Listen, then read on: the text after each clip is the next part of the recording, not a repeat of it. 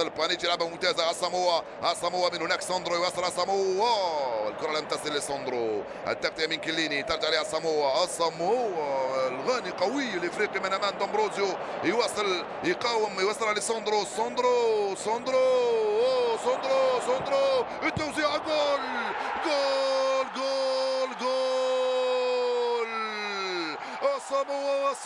ساندرو وكذلك ليشتاينر. قلت لكم في اي لحظه اليوفي قادر يسجل حتى في اصعب واحلك ظروفه. اليوفي يسجل الهدف الاول على الانتر في جوسيبي ميازا. ماسيميليانو اندري أليجري يدرك بان فريقه قادر على التسجيل. يا له من مقاومه. قاوم من امام كوندريفا، اوصلها لساندرو اوصلها مباشره لليشتاينر، خلج خلف المدافعين وسجل جول ليوفنتوس في جوسيبي ميازا امام الانتر. اول لقطه واول فرصه واول هدف لليوفي في الشوط الثاني. كنت اقول لكم بان اليوفي حتى في اصعب واسوا احواله يسجل ويفوز. ماذا تقول يا دبور؟ بقيت لك الدقائق الاخيره من عمرك مع انتر ميلانو.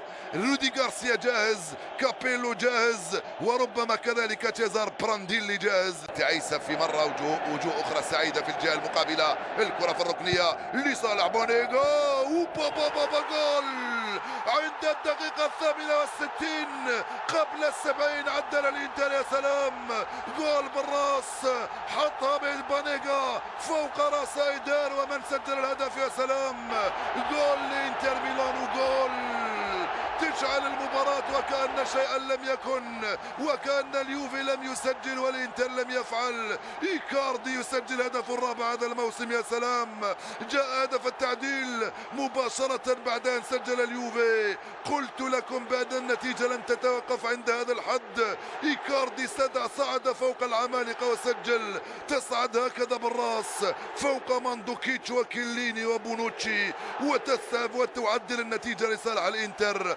عند الدقيقة 90 رغم أن الدقيقة 70 لم تصل.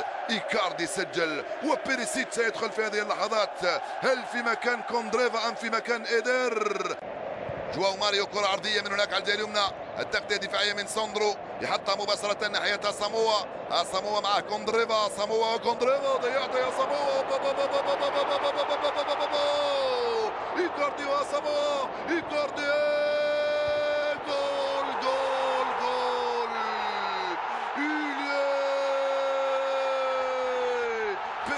فعلها في القائمة الثانية. يا لها من لعبة، يا له من جول ويا له من خطايا اساموا عندما تخطئ امام ايكاردي تدفع الثمن.